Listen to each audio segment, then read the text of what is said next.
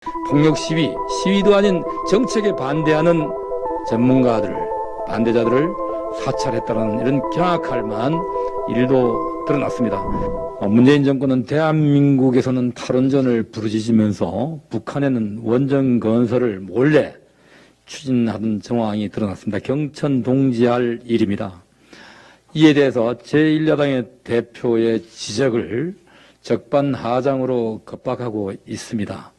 말로만 겁박하고 할 일이 아니라 국회의 국정조사라든가 특검을 동원해서 그 실적 진실을 밝혀야 할 책임은 문재인 대통령과 더불어민주당에 있음을 명확히 밝힙니다. 이낙연 대표는 지난번 월성 원전에서 삼중수소가 유출됐다라고 이렇게 괴담을 퍼뜨렸습니다. 또한 민주당 원내대표는 국회에서 진상을 밝혀야 된다고 국민들을 향해서 소리쳤습니다.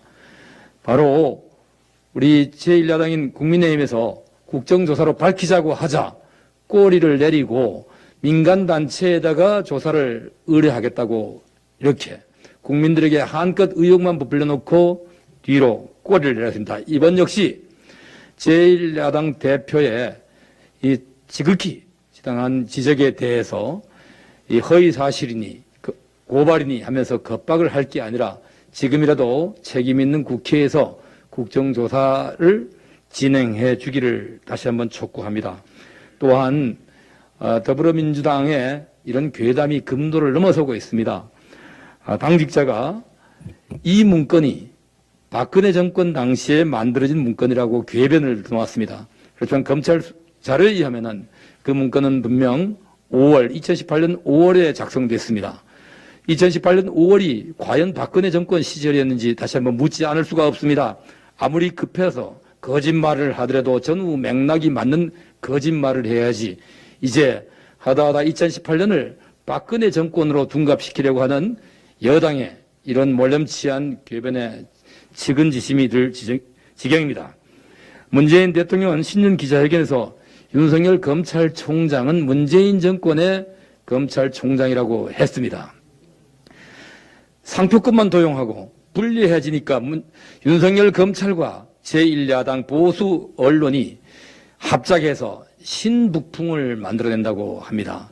북풍을 공작하는 것은 제1야당과 보수 언론, 검찰이 아니라 바로 문재인 정권과 더불어민주당과 일부 좌파 세력이라는 사실을 다시 한번 지적합니다. 또한 자료 삭제 이유가 밝혀지면서 또 한 번 놀랄 수밖에 없는 사찰 자료가 나왔습니다.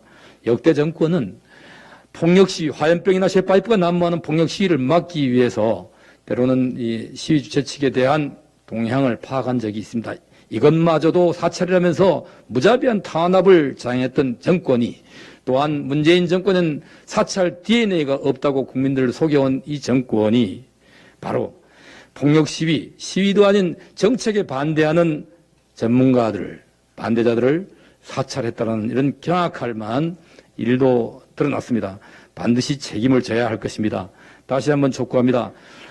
무책임하게 뒤에서 야당에게 책임을 넘길 일이 아니라 바로 국회에서 이 문제를 놓고 야당과 정정당당하게 국정조사를 통해서 진실이 무엇인지를 밝혀주시기를 촉구합니다.